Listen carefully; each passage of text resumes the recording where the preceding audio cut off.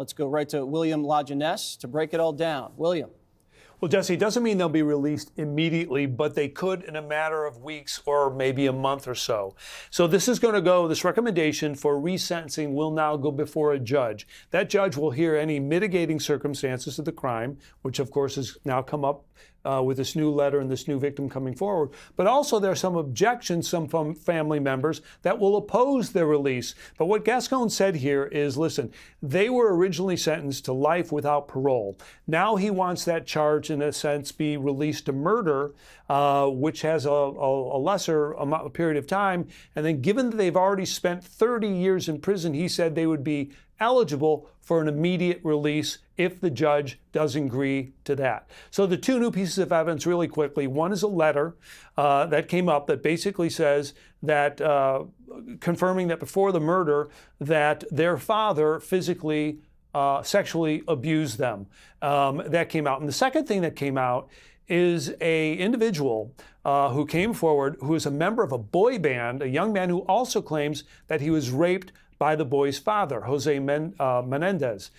Given that, that is why the DA in this case has recommended resentencing. That will obviously come up at the hearing. That is scheduled for the end of next month. It could come earlier. We'll send it back to you. But it does appear that the Menendez brothers are likely to get out of jail early. Back to you. All right. Thanks, William. Judge Jeanine Pirro. A couple of thoughts. Number one, when a DA gets up there and says, you know, there were documentaries about the case that brought a lot of attention and made us look at this. I mean, if we start doing documentaries as a motivating factor to determine who gets resentencing, we're in big trouble. That's number one.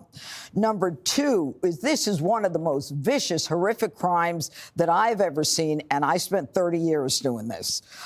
They literally go back to the car to reload the shotgun to kill the mother who isn't quite dead yet. And they blew the father's face off.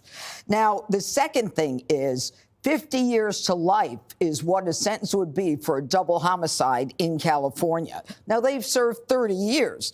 So the question now is, do you resentence based on hearsay, based on a documentary, or do you resentence based upon this letter that Eric allegedly wrote to his cousin, who has since passed, and now they have to review the letter, so there has to be evidence about that. The other instigating allegation is that one of the Menudo boys was raped by the father. There has to be testimony regarding that. And the only way we do this is through the classic truth testing, and that's cross-examination.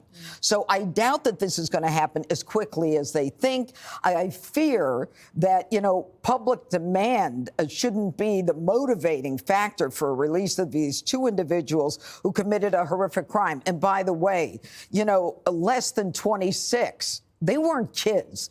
They weren't 15 and 16 years old. They were adults, and they lived a high life after they killed their parents. Click here to subscribe to the Fox News YouTube page to catch our hottest interviews and most compelling analysis. You won't get it anywhere else.